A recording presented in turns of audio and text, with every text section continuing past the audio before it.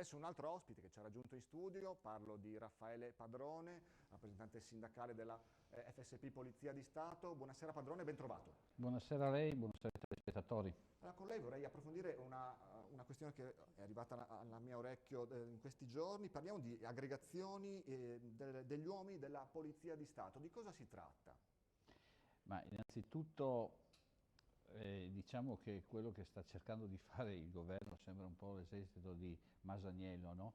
Vi ricordate il film di Totò che spostava da una parte all'altra per far vedere che c'erano gli uomini purtroppo erano sempre quelli, allora si spostava gli uomini da qua, ci li mettevano là, dicevano ah ci sono gli uomini, no, pare di rivedere un vecchio film. Cosa sta succedendo? Bianco e nero. Esatto, ma erano altri tempi.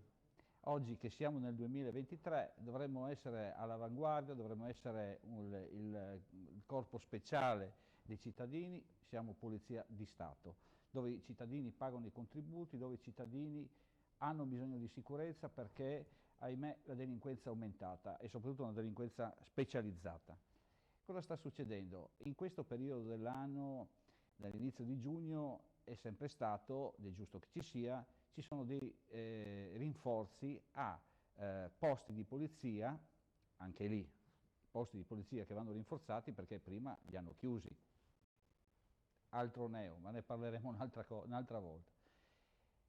Posti di polizia che vanno rinforzati, dicevamo, durante il periodo estivi. Chiaro, dove si mette il personale? Si mette nei posti balneari dove i commissariati, ripeto, chiusi, vengono aiutati e vengono addirittura aperti, non aiutati, una volta venivano aiutati da altro personale proveniente da altre questure, qua adesso si aprono con tutto il personale aggregato. Cosa sta succedendo? Che a un certo punto ci sono state delle grosse problematiche nelle stazioni ferroviarie. Quindi cosa ha fatto il Dipartimento? Invece di mandare altro personale che non ha, e quindi sotto questo aspetto ha fatto bene, ma attenzione cosa ha fatto? Ha preso le persone che aveva aggregato nelle spiagge, va bene, nei commissariati balneari, e li ha spostati nelle stazioni. Ahimè, dopo circa 20 giorni ci sono state delle problematiche, abbiamo visto, causa chiusure forzate, chiusure non accettate sicuramente dalla mia segreteria nazionale, ma da nessun'altra segreteria, chiusure dei posti di polizia presso gli ospedali.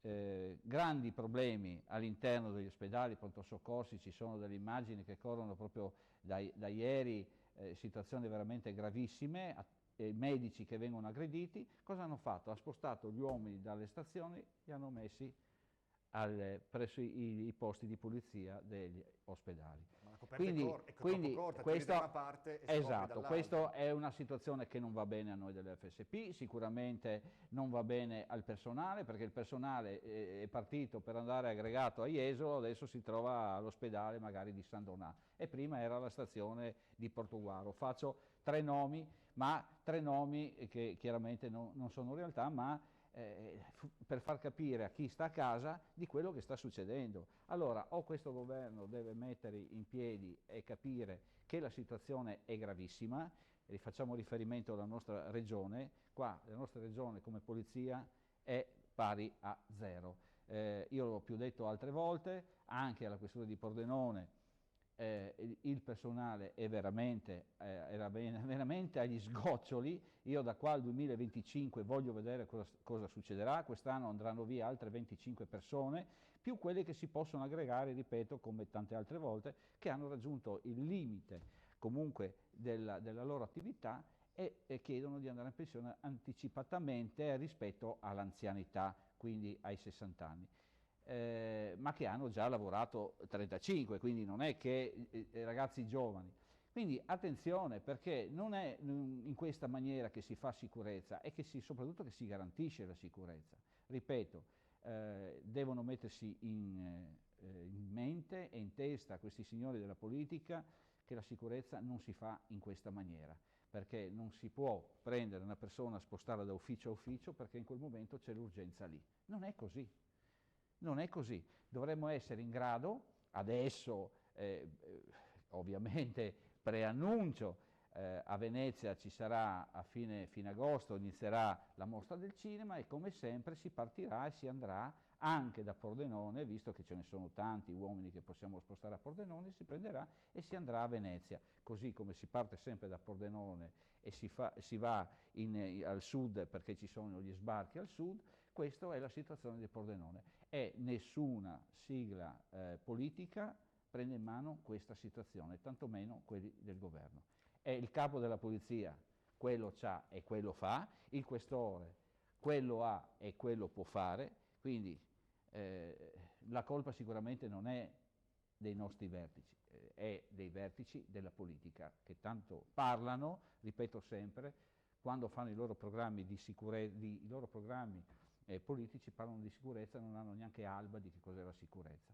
Grazie per Questo aver... è una cosa che ci tengo sempre a dirla. Infatti la ringrazio per questo Chiedete agli esperti, per favore, quando parlate di fare un aspetto. programma politico sulla sicurezza, che non serve mettere solo la telecamera e dire ho fatto sicurezza, bisogna mettere anche gli uomini. Assolutamente, sono d'accordo. Grazie Grazie Raffaele a voi. Padrone per il suo intervento. E noi la prossima notizia parliamo ancora di polizia, perché la Polizia di Stato di Pordenone nelle scorse ore ha concluso l'operazione Dream Earnings, che si parla di falso trading online. Truffavano le vittime con promesse di facili guadagni. Supera i 5 milioni di euro l'ammontare della frode, ma questa potrebbe essere solo la punta dell'iceberg.